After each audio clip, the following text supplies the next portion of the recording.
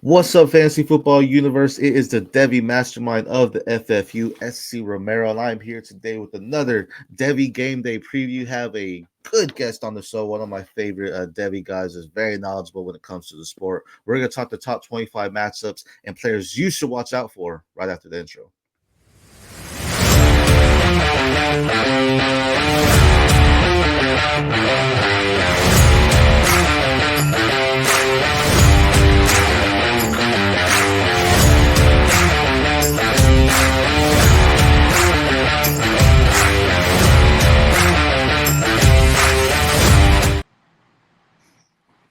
What's up, Fantasy Football Universe? As I mentioned, I am SC Romero, the DEVY Mastermind of the Fantasy Football Universe, here with a very special guest on the Twitter X landscape. You know him as Sports with Buds. If you're playing him in fantasy football, you know him as Doc Holliday himself. My man JT, what's going on, brother? That's good, brother. I'm happy to be here, man. Yes, sir. Yes, sir. Excited to have you, man. I can honestly say you're the top guys that got me into CTC. I know a few years back we were talking about like the upcoming rookies and stuff like that. And then all of a sudden it's like, oh wait, we could play college fantasy football. And then me and you dabbled into it. And then now I guess we're like, deep waters, the Marijuana Trench when it comes to C2C now. So you're part of the Devi Superstar League, my favorite league overall, no questions asked. It's an IDP C2C type of league. So we have defensive players in college, offensive players in college. Safe to say we know what we're talking about when it comes to these collegiate players. A little bit at least. We're paying attention, I should say. But we're going to talk about some of the top 25 matchups. Before we begin with the first game, is there one just in general where you're like, man, I can't wait to talk about this? So we'll go in order, but I'm just curious. Is there a game specifically I can't wait to talk about? There's probably a couple. I really like the LSU South Carolina game just for multiple reasons. Sure. There's a freshman on the South Carolina defensive front that I think is, the next Myles Garrett. So I'm Nice. really excited to watch that matchup, as far as the trenches sure. of that game. For sure. Nebraska, they're kind of fun right now. So I want to keep my eye on that game today as well. For sure. Well, we're definitely gonna get into all of those. Like I said, those top 25 teams going in there. So I'm sure we'll hear about those guys you're excited for and those matchups here to come. But let's start off with the first game on the ballot here, and that is Alabama, the number 4 team at Wisconsin. Bama right now is favorite -16. I do like Alabama. I think they could definitely cover that. Jalen Monroe's been going out there balling. He's basically been flawless. No interceptions, 5 touchdowns, 4 touchdowns on the ground, I do believe, and 394 yards through the air. The rookie, Ryan Williams has looked solid in the matchup too, and that's someone where I feel in CFF leagues, he in some leagues he went undrafted. If you just did like a 5-round thing like that, like. College football's deep, right? And people were looking at him, but now it's like, man, this is a guy that he's up there as far as top freshman. Especially if he continues his trajectory, I think he could definitely make a role for that. You obviously had Jeremiah Smith, that's probably going to do it, but he's definitely a freshman to keep an eye on. They have Jamarion Miller, who's looked pretty good as well in his times that he's gotten the opportunity to, and they have a trio of linebackers, out there as well in Alabama that can all get to the ball. Justin Jefferson, Deontay Lewis, Deontay Johnson, not exactly. Lawson, excuse me. And then I'm missing the other guy. I can't think of his name off the top, but a solid group of linebackers that just can get all around the ball. And I think they can cover, against the Wisconsin. I'm just not a fan of Tyler Van Dyke, man. I saw him at Miami. I thought Wisconsin was going to be a big difference for him. Come to find out, it's not really looking the greatest. I mean, he's throwing for some yards, but he's not really doing much out of it. What are your thoughts on this game? With Wisconsin, there's not really much I'm looking forward to be honest. I think, their offensive line is not good. Their defensive line is average. So I'm expecting that, Alabama to kind of dominate the trenches there. Like you said, Ryan Williams, I think, is the one that I'm looking forward to. I want to see the freshman, continue to build on this really hot start. I mean, he's right there with Cam Coleman and Jeremiah Smith. I think they're the big 3 right now in the freshman class. So I'm excited to see him. And then Milroe, obviously, it seems like, he's got the Heisman in his sights. So, keep adding to that resume.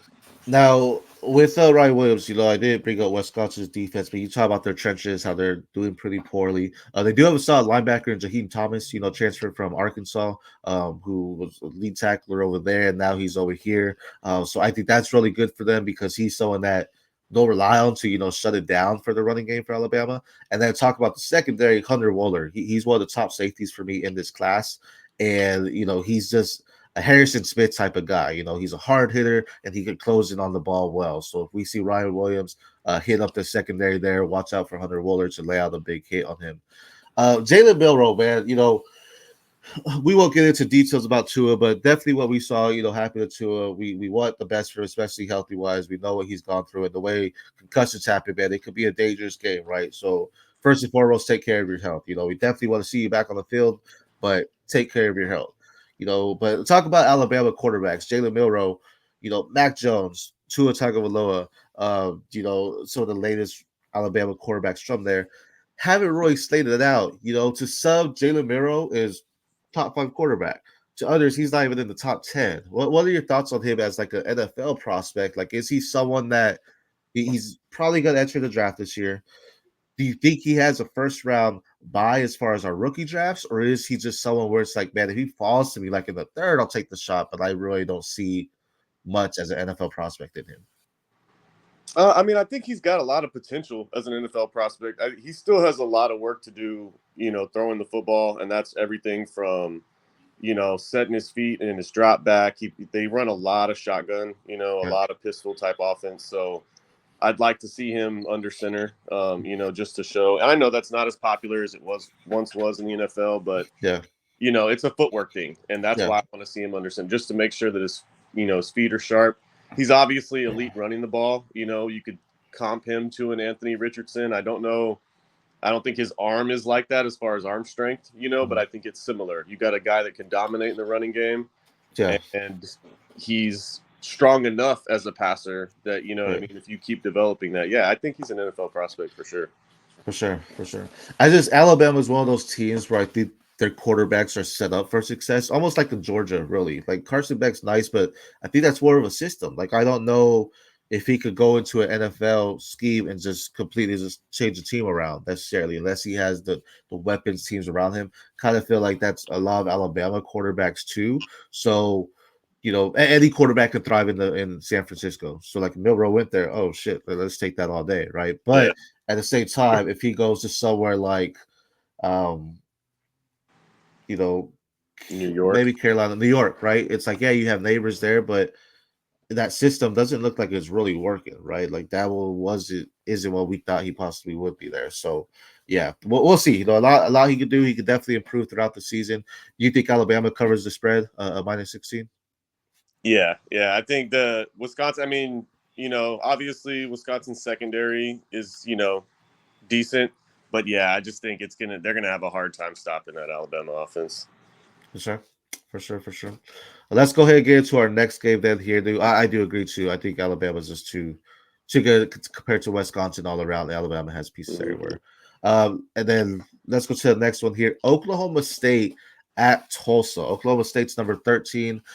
They struggled a little bit last week, as far as Ollie Gordon and what we see him do. He didn't do very much last week. I'm trying to pull it up fully here. Really could get the ball going against Arkansas. Granted, that's not Tulsa, so it's definitely going to be a different scenario here. But Oklahoma State, to have any momentum, Ollie Gordon has to keep going. The key to stopping them is stopping Ollie Gordon because they have some wide receivers, right? But if you make them one-dimensional, that's going to put Bowman just in a situation where I don't know if he can handle that fully. If that makes sense, because like I don't have the backup or I don't have a way to get away the pressure because there's the guys there, right? So Tulsa, they have a very solid wide receiver in get Camden Benjamin, who's looking really nice. Right now he's doing some great things for the team, averaging 17.8 yards per catch right now, which is great. Just had a big game last week against 6 receptions, 131 yards. What are your thoughts on this game overall? Well, obviously, like you said, the Oklahoma State, goes as Ollie Gordon goes. So, I mean, the key is getting him involved early. I thought they did a good job last week of, getting him in the passing game as well. They were creative with how they were getting him the ball on the outside for, quick hitters, little dump offs, but setting him up with 3 blockers in front. It was creative how they were getting him involved when the running game wasn't working as well. Yeah. I also like Presley a lot. I think Brendan Presley is one of those guys that he's gonna carve out a role in the NFL. He's a true slot receiver. He's one of those guys that just knows how to get open and find the soft spots in zone. So I want to watch him continue that rise into being a day 2 prospect. Yeah, you put him somewhere like Philadelphia, that would be nasty, right? Him, Smitty, and AJ Brown. I know they got Dodson, but like you said, that true slot role that can just feast up the middle is there too. Oklahoma State also has 2 defensive players, Trey Rucker as their safety and Nick Martin as their linebacker. I'm very high on Nick Martin. He's my top linebacker in next year's class there, and I think he could do some great things for them. Trey Rucker is also looking really good. Just again, good closing speed, has the speed to get sideline to sideline and really cover any wide receiver that goes, or he's strong enough to get your tight ends too as a safety. So watch out for them too on the IDP side and what they're going to do for their team this week as well. Oklahoma State covers 17.5. Yeah. I mean, if Tulsa can move the ball and control the clock a little bit when they're on offense, I think they might be able to keep it close. But yeah, I'm expecting. Ollie Gordon had a quiet, week rushing last week. I think he blows it up this week. Yeah, and he's so bad last year. I would say the very beginning of the season, like feed Ollie Gordon, man. That's the answer. Once they start feeding him, they got the ball rolling. And don't get me wrong, they fed him last week. Let me see. Last week he had 17 carries. The week before 28. So not as much, but he still got the rock to him. It was just they shut him down, and it became a lot more difficult. 2 OTs. So to close this spread, they just again. If you need to put all front 7 blitz all day, he doesn't get a lumber yard. Remember the Titans type of stuff. Yeah. You do that. Let your secondary, the 4 guys in the back, your defensive backs worry about the wide receivers. But blitz all day. Don't let him gain anything. Just close him in there, and you have a chance. So we'll see. The next game on here, I'm gonna let you start off because this is what you want to talk about here that you were excited about. LSU number 16 at South Carolina. LSU's favorite, minus 16.5. But let's hear some thoughts on this game. I mean, touchdown favorites. It's interesting. I think LSU should cover that. I'm expecting them each week to look better on offense. Nussmeier, the way he layers the ball, man, I'm telling you, I think he's going to end up QB1 of this class. But, at the end of the season, it's pretty. I like watching him. It's similar to the way I felt about Stroud, where it's just like there's something with the way that he understands how to layer the ball in different areas of the field. I just think he's got that special gene. He has a great touch. I mean, from deep passes, short and intermediate, if he could hit a floater on it, it's just a beautiful touch that just drops into the wide receiver's hands there for sure. And shout out Andy Pham. He's had him as QB1 of the class for some time now, and you're seeing it, right? And people may have doubted him after the USC loss, but he saw it. It's his first start of the season, right? So let him get his time. And as they go, they could be dangerous. I mean, they're still in contention for the playoffs at 16, 4 spots away. So they could definitely be dangerous if they catch their stride. But who else are you looking at here? I mean, obviously, I want to see Lacey. He looks great so far. Xavier Thomas looked really good last week, and I like him. He was a transfer in. So I want to see at Mississippi State, I believe. So I want to see him keep working with Nuss. The big thing, like I said, on the defensive side for South Carolina, and this is what's going to be fun. Dylan Stewart, freshman, edge rusher, South Carolina. I mean, if you watch him just from the eyes, he looks like Clowney did as a freshman. Obviously, the South Carolina jersey helps, but he looks like Clowney, where it's just like he's manhandling juniors and seniors as a, 19-year-old kid. If he's able to get in there with those big tackles at LSU and just manhandle them too, if you see Stewart in the backfield all day, goodness. This is the type of guy that he looks like he could go in the draft this year and be a first-round pick as a freshman. So yeah, I'm excited to see that. And he saw, as you mentioned, the pressure, right? Nuss has confidence, right? He's poised in the pocket when the pressure's coming. I think he can stand solid and deliver even when he's getting hit. But Dylan Stewart's definitely selling 2.5 sacks right now, second on the team behind Kyle Kennard. Looking great. Doing everything he needs to do, from the hand motions to his feet to his swim around. He makes the plays to get in the backfield, which is what you want to see in a young guy like him. Debo Williams, linebacker for them, leading the team in tackles. If Dylan Stewart's hit it, it allows Debo to get easier to open up gaps even better and close in on those two. Lenora Sellers, quarterback. I think he's a top prospect. We've seen some flashes of excellence, and then we see some. Bro, I don't know if you have it here. Like, what I mean? So he's definitely someone that's growing, right? He's a redshirt freshman here, and this is something where it's going to be you're gonna see the oohs and ahs of him. He has the mobility to get outside and extend the play, or to just get the extra yards. I think, if I'm not mistaken, he is number two of the team of carries. Rasheem Sanders has 37 and Lenore Sellers has 30, right? He's not doing much. He has 57 yards, but he's, picking up what he can just to not make sure he's getting the negatives too, which is nice. He has a nice throw as well. I think he has a nice touch to it. He does need to get better. It's not a Nussmeier type of throw or touch, but he could definitely throw it deep. He has that arm to do it. He just needs to add a little bit more to that accuracy there for him as well. But his wide receivers, they look great there for him. It's something where I think that he could definitely improve if he could get him there. He's so far he's not someone that really elevates his wide receivers, so it's like he's doing it all by himself, but he needs wide receiver help. So that may be the tell for LSU, is just close it down on the wide receiver and then focus on Raheem Sanders, who surprisingly has looked better than what I thought. Raheem Sanders is actually, last year, I saw him lose a step. And it was like I just didn't know if he really had it. This year, he's showing like, okay, he's top 10 RB Back of this. 22 for him, right? Yeah. So it's looking good. But this is a game where it's like, let's see what you really got, right, against LSU. And the thing is, does LSU cover the spread?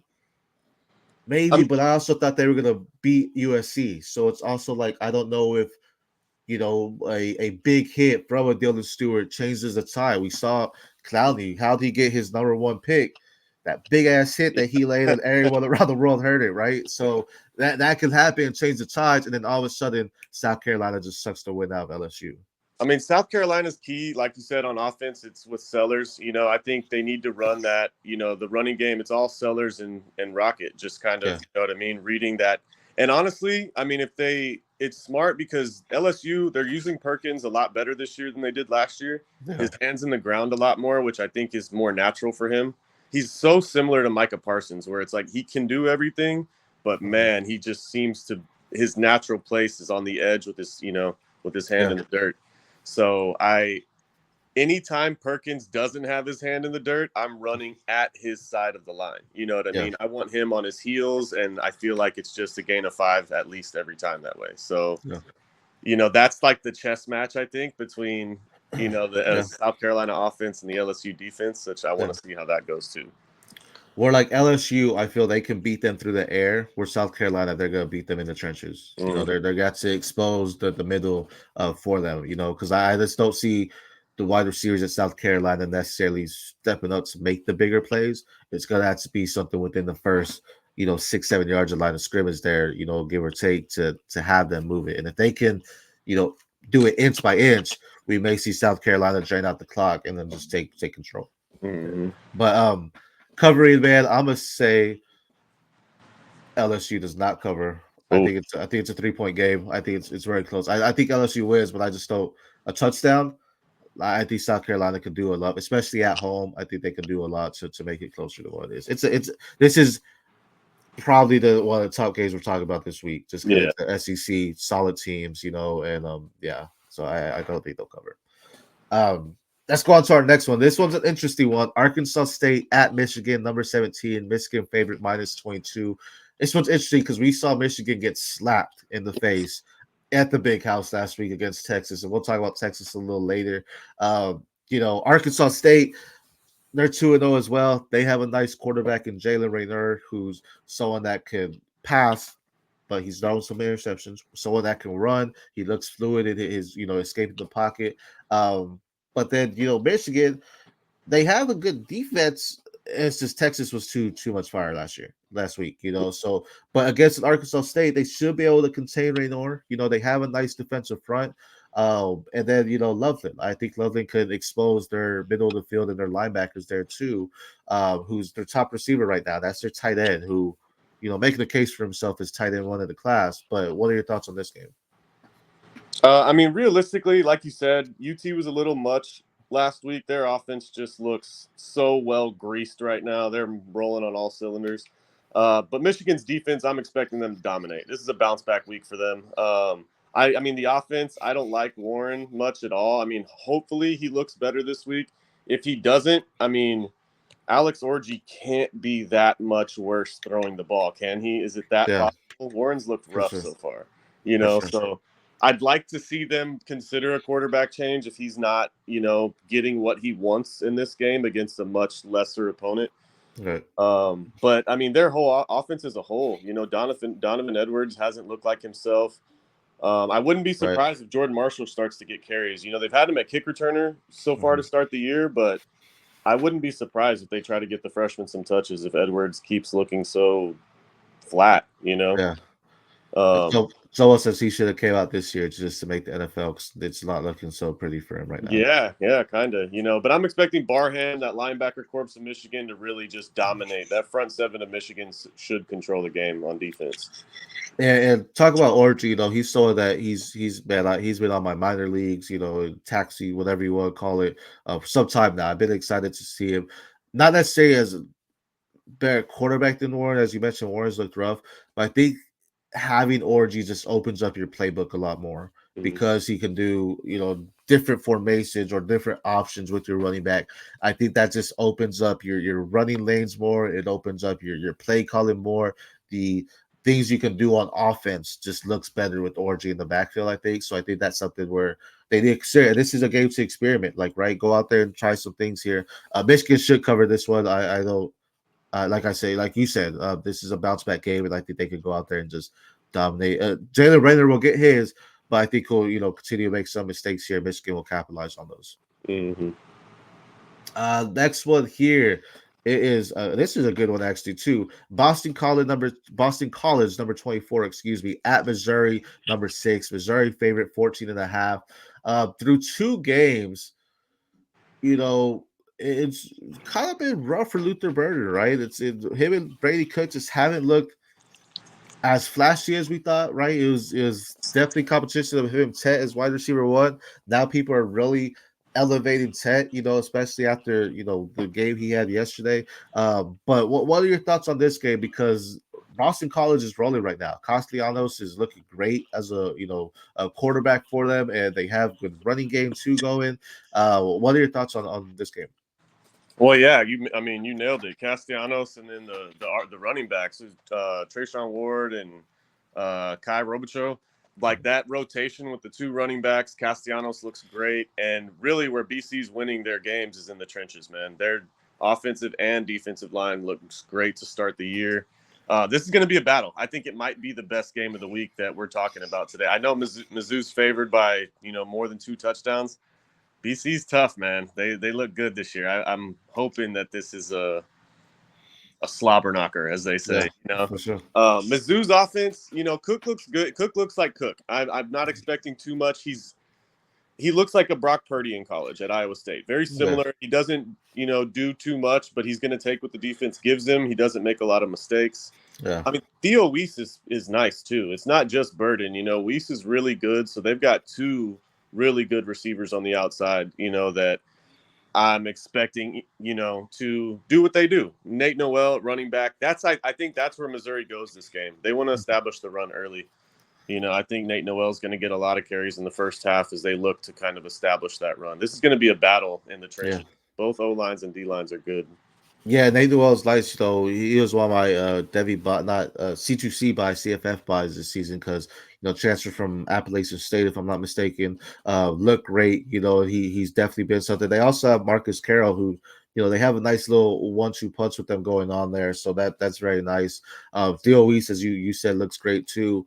And yeah, I think it's something where it's one of those where like the first mistake if the team's able to capitalize on that, whether it be a turnover or just a 3 and out, and they can go out there and score like right off, like kind of whoever jumps out early, they'll just need to obviously maintain it. But like at that point, they need to play not to lose, not necessarily play to win. Like I think it can be a slam dunk or a defensive battle. Like I don't see any offense here necessarily taking it away.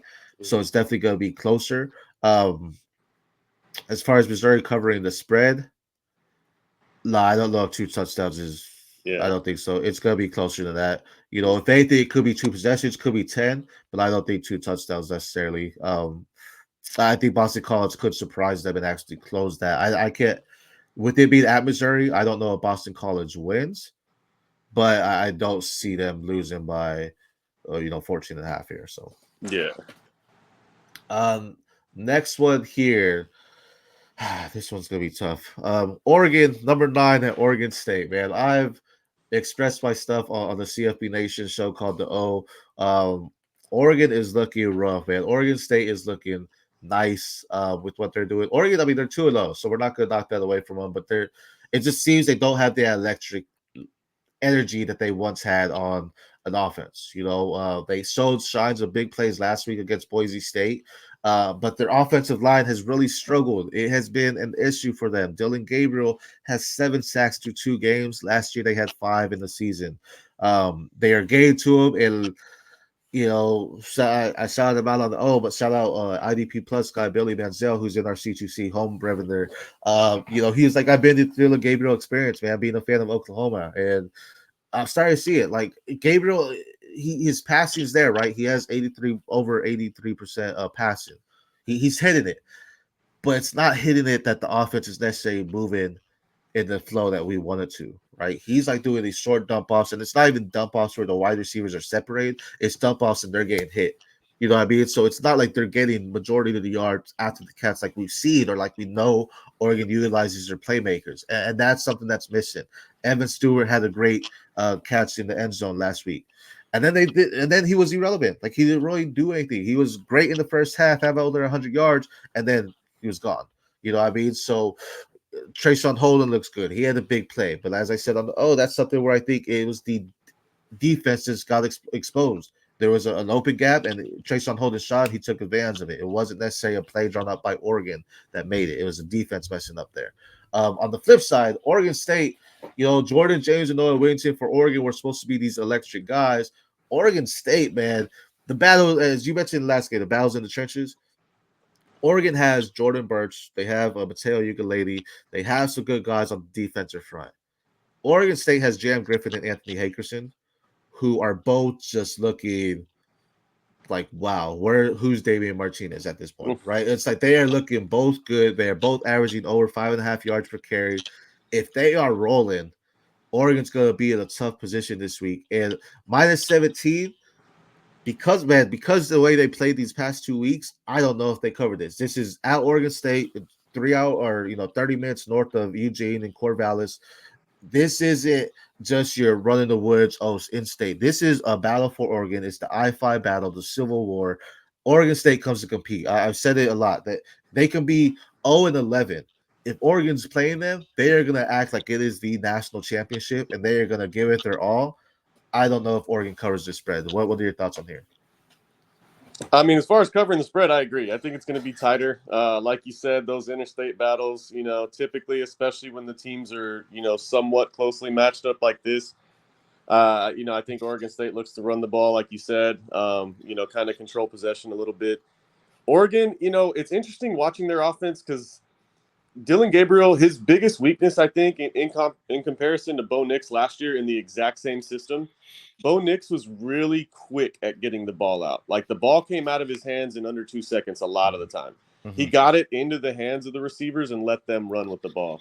Gabriel, They're trying to run the same system, but it's taking Gabriel 3.5, 4 seconds, almost twice the amount of time. So by the time the ball's on, Tez Johnson, somebody's on top of him already. It seems like the offense is a little delayed, and that's slowing down these opportunities for Yak. I like Jordan James a lot, man. I think he's a legit NFL prospect at running back. I want to see them be more creative in how they, create these run gaps for him because he's good. 100%. 100%. And Whittington, Whittington, it's nice to see him back on the field. And they could definitely have a 1-2 punch in the backfield for them. And I do agree they need to get more creative with it. Gabriel, it could be the height. Again, I was expecting a big year from him. Andy Fan, Lito Brown, both brought it to my attention. His height is something that's gonna delay him, right? He's under 6 feet, looking over 6'7", 6'6" lineman. It Mm-hmm. becomes an issue, and that's where it does take it. He can't just take a drop back and deliver. He has to take a drop back, make sure he can see over, and then deliver. You know what I mean? So that's where a little bit of that can come. And by that time, his wide receivers had the separation, but now the defense is closed in on it because the cuts already been made, right, to gain that. So now you have him right there on them, and that's what becomes a big play. Again, he's getting the ball there, but even as far as moving it down the field, they're not necessarily – we're used to Oregon scoring in, 2 plays, under 30 seconds. It's taking them 6-minute drives, 4-minute drives, 11 plays, stuff like that to just get down the field. And then at that point, they just get a field goal. It's not like they're even scoring there. So there's a lot of stuff here, man. This is I was talking about the first 3 weeks of Oregon is going to be important. How they go against Idaho, Boise State, Oregon State. They get into a bye week next week. We're going to see what they're about because this is don't get me wrong. Austin Genty, you can say he's RB1, stuff like that, big things. But this is going to be a big part in seeing what Oregon's about going into the bye week and where they need to go, because after this, it's the Big Ten. Like, welcome in. Like, you're coming here, you're playing some of these top teams that have physical defenses, aggressive defenses, that this speed, we're not seeing it. And if we don't see it, there's going to be a problem in the Big Ten. You know what I mean? So I let do me, have a question for you because your ears to the ground with Oregon, right? Like yeah. you're kind of in on that. So I want to know, because I'm curious. Obviously, I'm a Dante Moore guy. Is there any chance? Is he looking strong enough in practices where there's even a possibility that he could usurp Dylan Gabriel this year? Or are they comfortable with this? The super senior. I think they're comfortable with the super senior. Is there a chance? I think there is. I think he's the better quarterback. What I saw in the spring game, what I've seen in fall camp, Dylan Gabriel looks better. He looks more necessarily confident. He kind of looks better like a leader. It moves the ball a lot faster, a lot better. He moves the ball in a sense that Oregon wants it to. Dante Moore does? Yeah, Dante Moore. Okay. So to me, I would say yes. But I do believe they're very comfortable. And because Dylan Gabriel is looking good on paper, they're gonna keep it. If he was struggling on paper, it'd be it. But it's you're playing a numbers game, but you're also playing the tape, right? You're watching the tape, but you're also looking at the stats. Dylan Gabriel's stats are keeping him alive. Again, I'm pretty sure he's the nation leader when it comes to completion percentage right now. Again, at 83.5. I could be wrong. Don't let me. But he's someone that he looks really good, right, on paper. But as far as what we want in Oregon, Dante Moore is going to give them the better shot at that. So this game will tell. I again say that, although I think if it's close again, I think we're going to hear talks about they're testing out Dylan Gabriel with first team. Or Well, with the Dante bye week Moore. too, Dante Moore. you get a Right. whole extra week to kind of let him get those first team reps. So I'm just curious Right. if there was even a chance that could happen. I think so. They like him, right? They originally recruited him. He's the one that got away as recruit, went to UCLA, and then they brought him back. So Dante Moore, I've been saying this. I think Evan Stewart stays. I don't know. Really? We haven't necessarily seen it. We saw, last week, whatever. But I think there's a chance that he can stay and not have to worry about being wherever in the wide receiver, because next year it's a possibility he could be the one, right? You have to battle Kevin Concepcion, but there's a possibility he could be the wide receiver one or top one off the board. Right now, I think he's closer to the second round than he is the first round, just based on 2 games and what we see. Like, he has it shown, like, okay, you are going to be this explosive guy. Maybe that's the way they're drawing it up. I know Tez Johnson had a big week 1, and Trayshawn Holden's very involved too. But next year, imagine an offense, because Dante Moore is there next year too. Imagine an offense with Dante Moore, Evan Stewart, and DeCorian Moore. I mean, that's an offense where it's like it doesn't. If you just need to chalk up this season and say, hey, let's just get to next year, let's do it. What I mean? Like that. That's an offense I want to see, and that's something where I think happens. So, if Dylan Gabriel does struggle, I could see Dante Moore coming in, and that's just going to bring in more recruits because the offense is going to look completely different. Again, he looks more fluid. He looks more confident. He throws a better ball, in my opinion. Dylan Gabriel's your guy on paper. He's going to get it done, but Dante Moore is going to go win you games. You know what I mean? So Mm-hmm. yeah, that's my thoughts. Will it happen? No, I think they're comfortable with Gabriel, but I think they should. They should consider it if it's a close game, which it will be. I don't see Oregon covering 17. Maybe they could probably do 14, but after last week's game against Boise, with one running back, now they have two. Yeah, I think it's gonna be a struggle for them. Mm-hmm. So especially with time of possession, if Oregon State can keep it close or at least take majority of it, then yeah, it's gonna be rough study for Oregon. Next one here, Ball State at number 10, Miami. Miami is favored 36.5. What are your biggest thoughts on here? Because Cam Ward, I do my little threads here. Cam Ward is looking like a Heisman candidate. I mean, it's Ball State, he's playing Ball State, but Cam Ward is balling. But Ball State has a freshman in Caden Simonza who looked pretty good in their first week too, right? Over 400 yards, 4 touchdowns as well. Did throw a pick, but as a freshman, you expect that. Miami's defense has some, strong aggression on it too. They have Damian Martinez, Xavier Restrepo. There's different people there, but what are your thoughts on this game? The U is back, baby.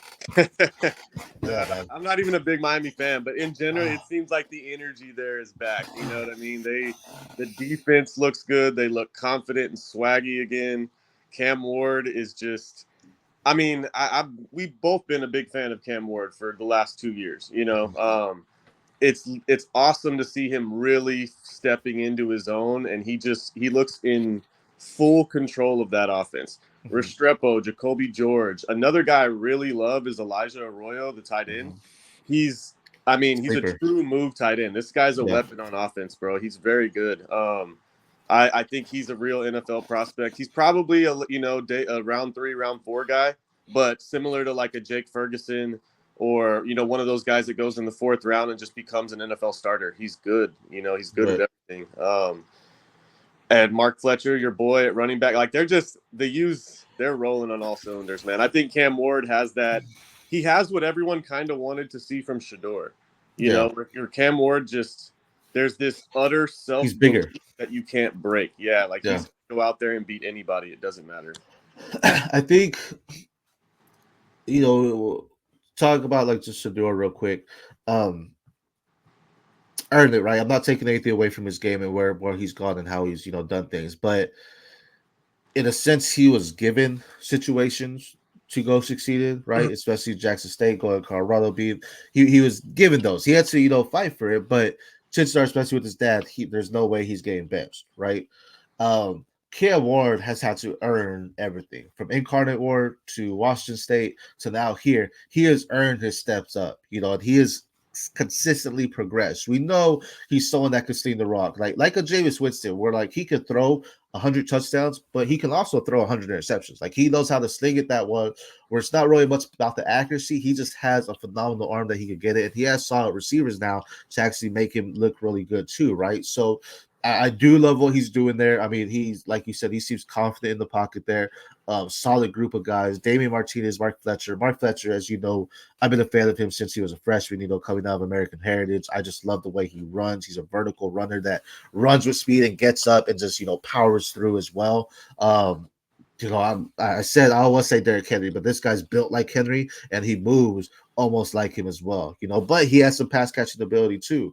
Of course, there probably won't be another Derrick Henry for like 12 years, 10 years, 20 years, whatever. But someone to watch out for. Damian Martinez, we saw it at Oregon State. I saw it at Oregon State last year.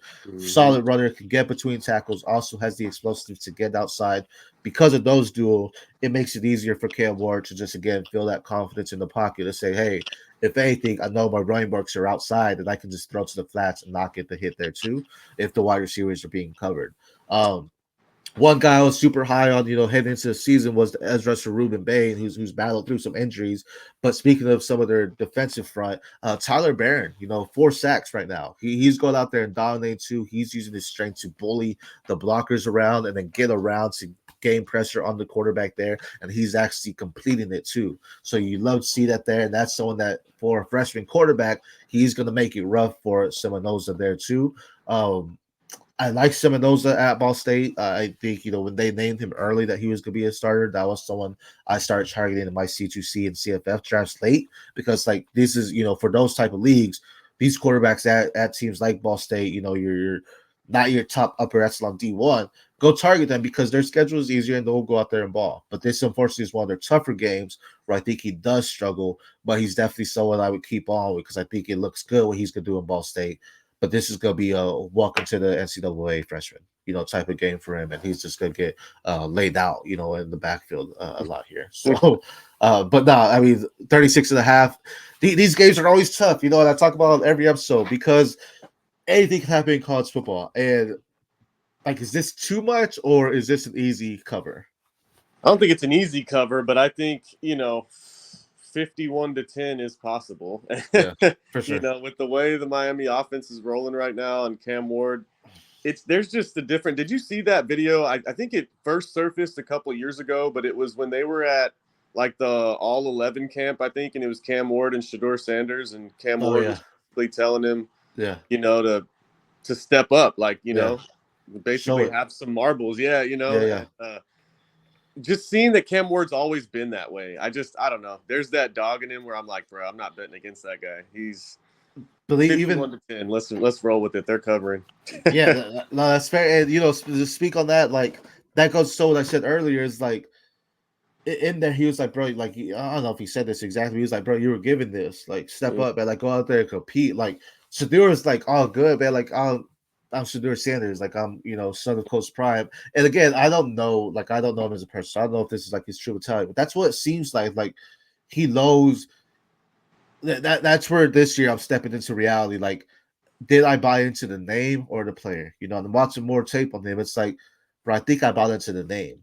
Like there's a lot of flaws that he has where he's a raw prospect, right? If you liked Malik Willis, you probably like Shedeur. And granted, Shedeur is a better prospect than him, but we're hearing more about Shedeur than Malik Willis because Shedeur has a name behind him, right? Yeah, I mean, I'm not. I think Shedeur is really good. I think he's easily could be the QB1. I think he's very special, like talent wise. The only thing I think that's missing with Shedeur is the lack of accountability. The interview after the game last week, and I don't remember what he said, something along the lines how many times he get hit. He was blaming the freshman. He was like, he said something about like rookie mistakes or something instead of just saying like taking accountability as the quarterback. He kind of put it on the freshmen and their mistakes they made. Right. And I don't know. I could be wrong, but it just didn't sit right with me the way it came out. It sounded like he was blaming them rather than being like, I need to be better. And I know it sounds stupid because he does play a very clean game, but it's just the job of the quarterback. When y'all lose, it's your fault. Reality. And you get the glory. That's how it goes. So it's reality. I mean, we BRV chat, you see it. We talk about these quarterbacks being overpaid in the NFL, but they're the franchise guys, right? So it doesn't matter how good you are. If you're the franchise for your team in the NFL, you're gonna get paid, right? You're the fall guy. When your team's doing great, hey, it's up here.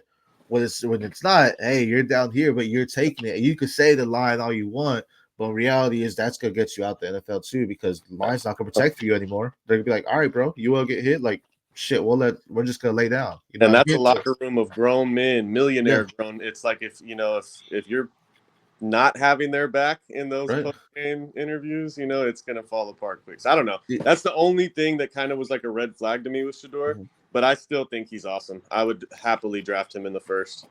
Yeah, I mean, I think he's gonna do that as well. But like that accountability and just again, right now I feel like he's not going out there and earning, especially against Nebraska, man. Like we knew it was gonna be a tough game, but with the hype behind you, man, you're winning those games. Like that's not your hardest game of the schedule. Not just winning those games, you're putting up a fight. They scored, bro. They didn't even put up a fight. That was bad. Right. Like it looked ugly. And that's the things where it's like, as we progress with him, it's gonna be interesting to see what they do. One loss, people are already talking about it. Like, bro, y'all won 4 last year and they didn't win nothing. One loss. Are we starting now? And this is going to be huge, especially because they attacked the portal. We're getting off topic talking about Colorado, but it's a sensitive subject talking about him because, man, we want them to succeed, but it's like, bro, y'all just start clicking, and it seems like it's a chemistry thing between quarterback, the line, the team in general. There's chemistry issues going on that they need to be addressed there. And it's hard not to at least mention them in any college football show or subject because even if they're not ranked, they have arguably the top prospect in the entire draft in Travis Mhm. Hunter, Mhm. and one of the top quarterbacks. So you can't avoid a team with first round talent like that. And beyond that, I mean, Coach Prime's done an excellent job with just the publicity and the marketing of Colorado since he's Mm-hmm. been there, and he's playing the game of college football as a big sport that we're gonna get some of this, right? He's doing it smart, right? You're getting eyes on you, which is what you need, which is any team gets eyes on them. You get a prospect no one's talking about, so now the nation knows about them. You know what I mean? So smart move by him. Let's go on to we talked about the Dylan Gabriel experience. Let's talk about what that experience was, not necessarily him, but Tulane at Oklahoma, number 15, OU specific to cover -13 here. This is OU should cover this. It's against Tulane. But man, I am so excited for Mario Williams to get his shot and to go out there and ball. Like, a lot of times every athlete wants to play at a Division 1 level. That's the top tier level. That's what you want to do. Every athlete wants to upper echelon, play at your Oklahomas, your Georgias, Alabamas, Texas, all those type of schools. Reality is though, not everyone's going to do it. And if you do get there, reality may sink in and say, bro, if you're here, there's talent here. There are guys here that balled out and they also earned their spot here, right? Mario Williams had his opportunity, right? He was a guy that guy drafted or was originally going to USC. He started Oklahoma actually, went to USC then, and really just never panned out. Really just never got his feet in the ground. Through 2 games with Tulane, 10 receptions, 252 yards, no touchdowns yet, but it's finding. They're finding ways to get him involved. We're seeing that he's actually a good wide receiver. That it's not just something that he was in a system where he was buried. And it's nice to know a guy like him transferred out to a lower Division 1 school in Tulane, and now it's like, okay, bro, like we're actually seeing your talent. I love to see this kind of thing from him. He's someone that can do good things for them, and he could be the tail of the tape for them as well. Mekhi Hughes is a solid running back for them. That if he can get rolling, then that's something that Oklahoma can struggle with as also. But on the flip side, Oklahoma, excuse me, Oklahoma has some big guys there too, right? You talk about top prospects, Jackson Arnold, one of the top guys there, right? As a quarterback who looks really nice too, and 6 touchdowns through 2 weeks and doing really good. Connected with Deion Burks was huge. Deion Burks a transfer that went over, and that's something that's like, okay, this is something that looks nice as well. So Taylor Tatum, freshman running back, looking pretty explosive in the opportunities he's gotten. They have Javante Barnes, Gavin Sawchek. They have weapons there too that Oklahoma should cover the spread, but this is one of those. Don't go in there blindly and thinking because you're ranked and they're not that you're just gonna go there and roll over them, because they can put up a fight. But what are your thoughts here? This is this is an interesting one, man. 13 points last week. OU looked iffy. That was a much closer game than it should have been. And I love Jackson Arnold right now. Like obviously we're very early in the process, but he's my QB1 as of right now for the 26 class. I mean, I'd like to see Nick Anderson get on the field. I think he's their big play threat that they've been missing through the first 2 weeks. I mean, he's uncoverable deep, at least in college. Nobody can cover him. So Yeah. I want to see him get on the field. I'd like to see them utilize their running backs better. I don't feel like they haven't used Sawchuk at all so far. Taylor Tatum looked very good, in the limited opportunities in week 1, but I don't even know if It he ran was the ball last week. Nah, yeah, there was a blowout already when he Yeah. got this run. So you can question like, all right, the game was already out of reach. What was the defense doing? But again, it's something where he looked very. You saw the elusiveness. You saw the footwork in him and what he can do as far as gaining yards after contact too. So, Well, another guy too, Jaquez Petaway. They said so. Week 1, he goose eggs. They come out and say Petaway's a big part of our offense. He's going to be going forward. Week 2, he goose eggs again. So, yeah, yeah. I don't really know what they're doing on offense over there right now. And Tulane is one of my favorite, lower D1 schools. I think the Green Wave are always dangerous as a football program. And I like Mekhi Hughes a lot. I think he's really nice. So I'd like to see what on their side. I didn't get to see if Shaz Preston's actually going to debut today or not. He's missed the first 2 weeks, but That's going too. Where I've been looking forward to his, because he was a top. What was he, a 5-star? Right? Wasn't he when he went to yeah, Bama? He was. Bama. So, I mean, I want to see him on Tulane. I feel like once he's on the field, he's going to be crazy Mario explosive for that offense. Mario Williams and Saz, and another guy were just buried, bro. Like you go to Mhm. Alabama, it's like in Oregon right now. They have good guys, but they're it's a buried depth chart right now. And it's like you just have to wait, bro. Like we have guys that can produce. It's not like you're coming in here, you're the hot shot in your state. But guess what? There's guys that are hot shots here, that you just have to wait. And Saz, bro, like I'm excited to see him too. This is gonna be a tell of Danny Stetson, for Oklahoma, the linebacker who you can argue is top linebacker. I think top three for some, top five. 15 solo tackles though through 2 weeks, right? He's someone that he doesn't need the help. He can go out there and run it, and that's gonna be the battle between him and Makai Hughes. Because if he can get up the middle, but he's gonna be the one that's attacking it and closing in on Makai, that it's gonna be relied on, your Mario Williams to get it. And the wide receivers like Jackson Arnold is a safe quarterback for me right now. I like his plays. I like it, but I don't think they're using him to his max potential right now. It's not they may not need to, right? As far as like letting him just go out there and sling the rock fully. Like I want to see it go all out. Like he's spreading the ball around, but it's not just an all-out arsenal. And maybe it's because they use the running backs too a lot, and they're getting good field position in some scenarios too, where we're not necessarily seeing those long drives. But I think there's still a lot of untapped things we haven't seen with him. And that's what makes it really nice because I feel the offense right now doesn't need him to go out there and just throw, 400-yard games or anything like that. But I think once we see that, we're like, oh, snap, this guy has an arm too.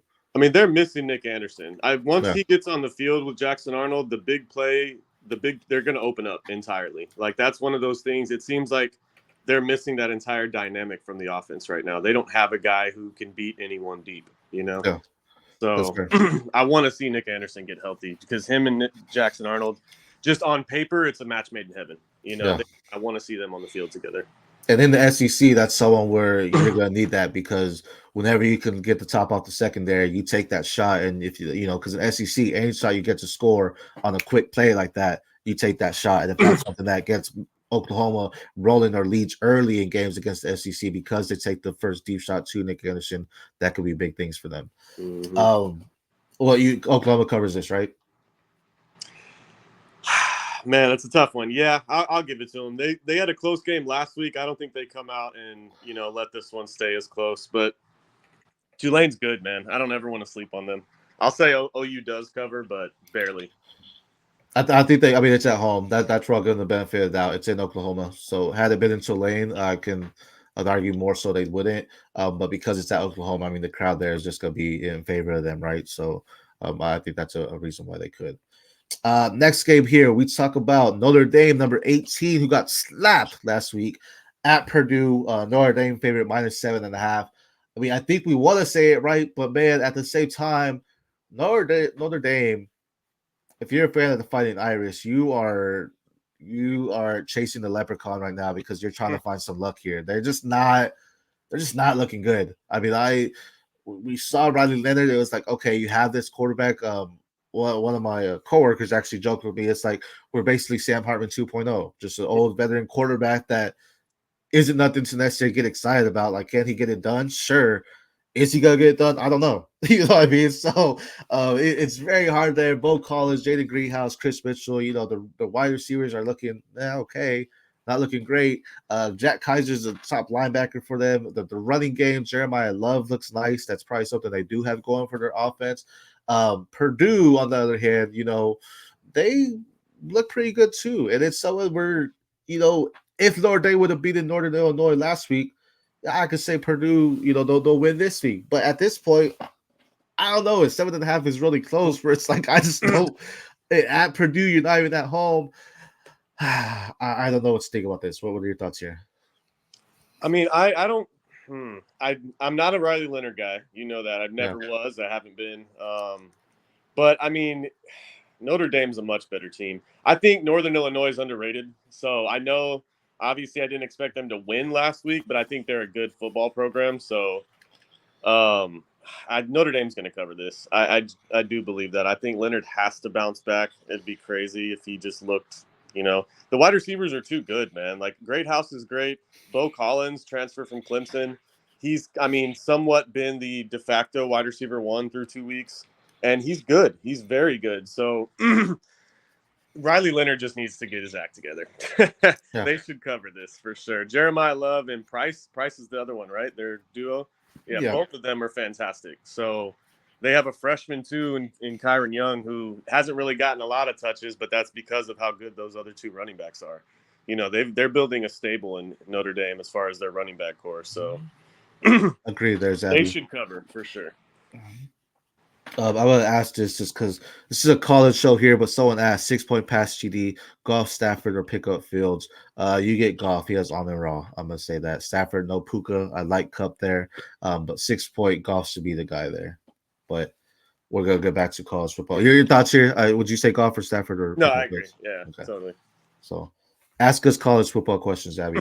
But here, I mean, Purdue, it's going to be about, they had a solid edge rusher there, and Will Held, too, as your defensive end, had 2 sacks last week in their first game there. That's someone where I think can definitely cause some pressure for Riley Leonard, and that can disrupt the whole system for him. He's a quarterback where I feel it has to fall in his lap for him to find that success. Like, it's not necessarily where he's going to make the play happen. So if the pressure's getting to him, I feel it just collapses. Just the offensive system as a whole, where he's just not able to focus and gain the concentration to make the plays and make things happen for him. So that will be a big part in Purdue if they can gain pressure on him. If Notre Dame can establish their running game like early and get it going, it could be tough sledding. Cover 7.5. I mean, they have to. It's a bounce back game, right? They're gonna be like, nah, bro, we can't go out there and have a close game after losing to Northern Illinois there. So Notre Dame, we're giving it to you. You're covering today. This one, that is going to control it. That's why. Yeah, for sure. This is a man. Shout out Cam Rising, bro. Like, this guy, I didn't even know what happened. I just saw like the breaking news that he had like a cut or something on his arm, on his hand, and he got like tendonitis or some kind of tetna, and it was just like, what, bro? And now they're looking to medical redshirt him again. This dude's about to be a 28-year-old redshirt playing next year. All he has to do is convince the Browns to draft him in the first round in 2026, and we've got Brandon. And to be real with you, though, they could the way that's going with Washington, they probably could. But to Cam Rising, bro, when he's on the field, he is a good quarterback. Mm-hmm. He just has not stayed healthy. He had I can't remember if it was a neck or back injury, but that was a huge reason. That's something. It's something serious, right? Like, you get hit, if that's something where it could paralyze you, whatever. Don't risk it. But at the same time, bro, when he's on the field, Utah just looks so much better, like night and day, so much better when he's there, and he's gonna be missed. It's definitely gonna be something that hurts. He's out for the season now, if I'm not mistaken, and that's something where I think it's gonna be huge for him, because now it's like, okay, they gotta get other things going. Isaac Wilson's gonna step in here. Is he gonna be able to move the chains and get things going? Brent Cute, was injured last season as well, but him and Cam Rising went off. Their first time playing since a couple years ago, I think. So that's really looking good. Utah always has a solid defense, so that looks great as well. But on the flip side, you have 2 wide receivers in Kyrese White and Jalen Royals on Utah State, who can expose the secondary, who have speed to break away, who have sharp cuts to gain separation as well. Solid wide receivers that you should be able to check out. Jalen Royals, top prospect too, as far as Utah State, go a nice wide receiver that he's gonna be a heavy sleeper going into drafts when you get that time. What are your thoughts on this game? I mean, we can kind of look at it, similar to the Oregon State game, where obviously Cam Rising going out, that hurts. I think that's a big reason why Utah doesn't cover. I want to see what Isaac Wilson looks like. The Utah running game, they're going to have to lean on. Obviously, Michael I think Bernard. They have 3 running backs. Yeah, Glover, Bernard, and I think they have one other one. Stanley, yeah. That guy's a big play guy. So, I mean, they're going to have to lean on the trio of running backs that they have. It's an in-state game, and it's at Utah State. And that's why I think, the loss of Cam Rising, Wilson being a little green, I think Utah's going to play it safe. And they'll probably win, but I'd guess it's, 7-10, over 18. Yeah, no, I agree. I think it's just gonna be a transition game for Utah, especially losing Cam Rising and them looking good with him under center. It's gonna be a transition game going from him to Isaac, and having that to deal with. So I do think it's not something they cover. Utah wins, but I don't think they cover the Mhm. spread here. I think the defense is gonna show out and give a good reason why Utah wins the game, though. They're gonna force a big play for them. Next game here, we have Ole Miss number 5 at Wake Forest, Mississippi. Ole Miss, usually not Mississippi State, favorite -21. This is fantastic. I do think they cover it. I don't want to sleep on Wake Forest. I love Wake Forest, man. Every year I'm talking about someone from Wake Forest and what they can do as far as wide receivers. They, for whatever reason, Wake Forest always gets a 6'4", 6'5" wide receiver who's just nice, So I love that there. But before we talk about them, Jackson Dart, bro, like this is someone where again Heisman watch. Question was, what's the offense gonna look like without Quinshon Judkins? Was it gonna be something where it's done? Is it through? Jackson Dart's gonna need to step up. They have Trey Harris, who, in my opinion, is a top wide receiver in this draft. They got in Antoine Juice Wells, who looks great too. They have Caden Lee there with them. They brought in Henry Paris, who's looking pretty nice.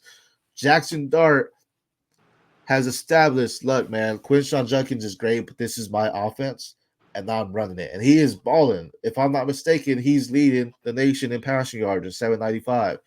6 touchdowns, no interceptions. This kid is balling, and to be honest, like he is the dark horse. Like I don't know if he moves up into a first round quarterback, maybe because we're seeing some quarterbacks. Some teams are like, oh, I need a quarterback now, so maybe I think he's more day 2, but I think he has the potential to be the QB1 of the class. Not again, when I say QB1, I don't mean he's the first quarterback off the board because the NFL looks at things differently. But I think when it's all said and done, especially if we're talking fantasy perspective, Jackson Dart may be the guy that gets the opportunity and gets the shot. He goes out there and balls.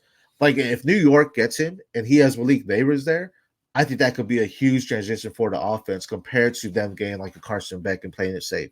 You know what I mean? So I love Jackson Dart. I think this is an easy spread win for them. I think he's doing great things right now. I know our guy, Dr. Deal, Neil, he's his dark horse Heisman winner here too, which makes sense. You love it. But then you talk about Wake Forest. They have some guys in Donovan Green and Taylor Moore, 2 guys that are over 190 yards receiving, over 12 receptions for both of them. They have guys that can spread the field and get those big plays too. That could be the tales if they can take advantage of the Ole Miss secondary. What are your thoughts here on this game? Ole Miss, they're on a mission, man. And Lane Kiffin has them so focused right now. I think Wake Forest puts up some points, but I think Ole Miss is going for 50 plus again. It's going to be 51-21 or something like that. Ole Miss covers. Trey Harris is awesome. I love Caden Preek scoring a lot too, the tight end. I think he's one of those guys that I'm looking at as a day 2 prospect in the 25 class. And I mean, like you were talking about Jackson Dart, landing with New York.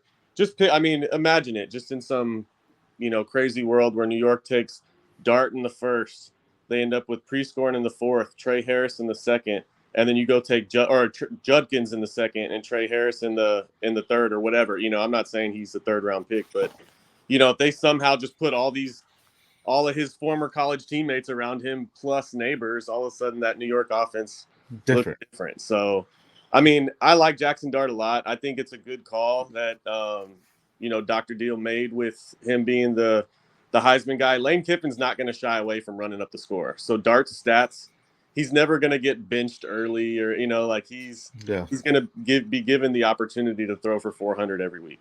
Yeah. So, I love that. I wish I had like a graphic here and you said just imagine it, just like our thoughts going into clouds and we have them all going there, because that you talk about rebuild. That would be it, right? That would be the biggest thing.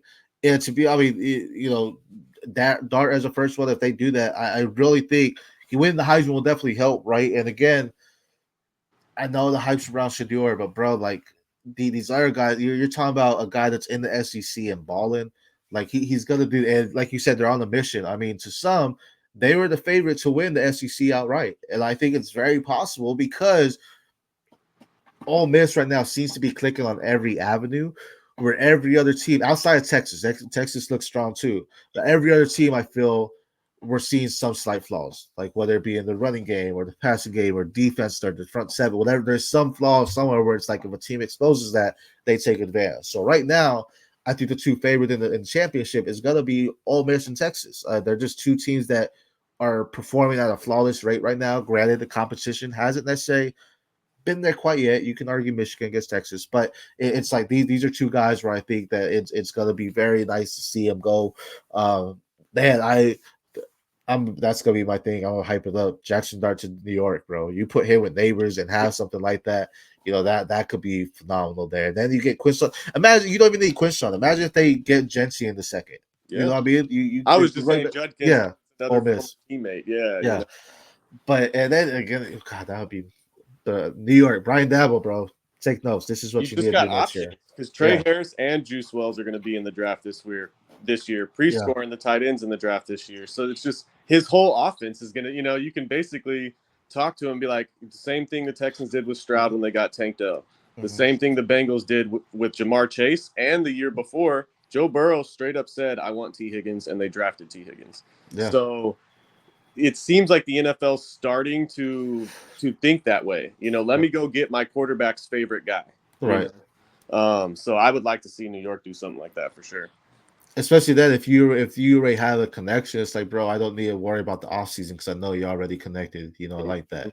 And that's more so like obviously the chemistry on field matters, but if you have the personal connection, that hits a lot more for him anyways. Because like, oh snap, like you're texting these guys and saying what's up. You know what I mean? You hit a little bit different there. So no, I would love that there.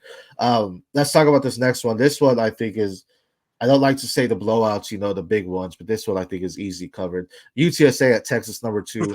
Yep. I shout out Texas teams, right? UTSA there, but Texas, it's, I think they're the best team in the country right now. I know people like Georgia, but again, I think Carson Beck plays it safe.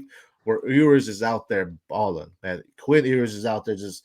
So I think right now Quinn Ewers has a chip on his shoulders because people know about Carson Beck because he's with Georgia. People know about Shedeur Sanders, right? You say Colorado, name whatever. Quinn Ewers has a chip on his shoulder because not only did he lose everyone in his offense, he also has a quarterback that people are higher on than him. And granted, he can be higher on. Like he could probably be the better prospect, and maybe we see an evolution in Texas when Arch Manning takes over. And it's just like Quinn Ewers just never this. Maybe. But right now, Quinn Ewers is like, bro, I don't care about what can be because right now this is me, this is my team, and I'm gonna go out there and prove it. And he has six touchdowns, one interception, right, one sack through 2 games, 506 yards. He is just balling on every single avenue. And again, this is with guys that were not on his team last year. Like we're not necessarily seeing Jonte Cook go out there and do good things. It's Isaiah Baum, Matthew Golden, going out there doing good things from Gunnar Helm is their tight end that's doing great things too. Who we thought Marty Neblack was going to be the guy, and it's not. He's making these guys relevant, and right now, Quinn Ewers to me is a guy that he is making his wide receivers better. I talk about the quarterbacks. You have a quarterback that makes their wide receivers better, and you have a quarterback that their wide receivers make them better. Quinn Ewers right now is making his wide receivers better, and it's making his offense just look more explosive. The defense is hitting on all helms too. You have different guys. Their linebackers are looking good. Their front seven, their secondary, everything is clicking for them. Where I think Texas right now should be the one in the nation. And again, we just talked about Ole Miss. I think right now these are two teams that we can see them in the championship here. And again, shout out UTSA, but man, let me go front. There's not necessarily anything on your team that I can see right now that is gonna be like this is gonna help y'all cover this spread. No disrespect. You're at Texas, so you're in Austin. Granted, UTSA, San Antonio's 45, 30 minutes away. It's not far. But Austin, the Longhorn fans are out there. You're gonna see the burnt orange. You're gonna see the white, whatever it may be. The crowd is gonna be light. Any UTSA fan, it doesn't matter. You're gonna get outshouted by the Longhorn fans. I mean, Texas is just gonna roll.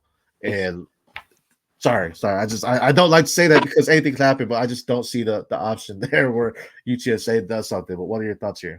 No, I'm with you. While I still do think Georgia's probably the best team in the country, Georgia and Ole Miss are awfully close. They're the two clear favorites in the SEC, and I think UT is the second best team in the country right now, if not the best.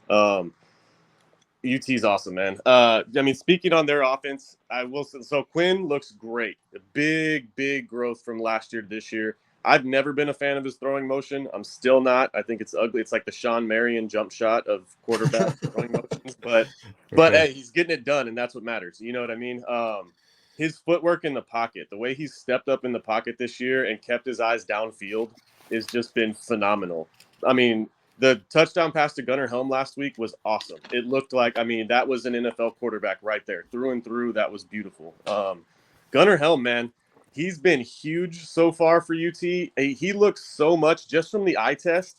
He looks just like Ben Sinot did last year for Kansas State. He just looks like him, like the way he moves on the field, the way he's always finding the soft spots inside the hashes. Like he's a very smart tight end in the way he runs his routes. I like Helm a lot. Isaiah Bond looks awesome. Matthew Golden, U of H transfer. Gotta love him. He was awesome at U of H last year.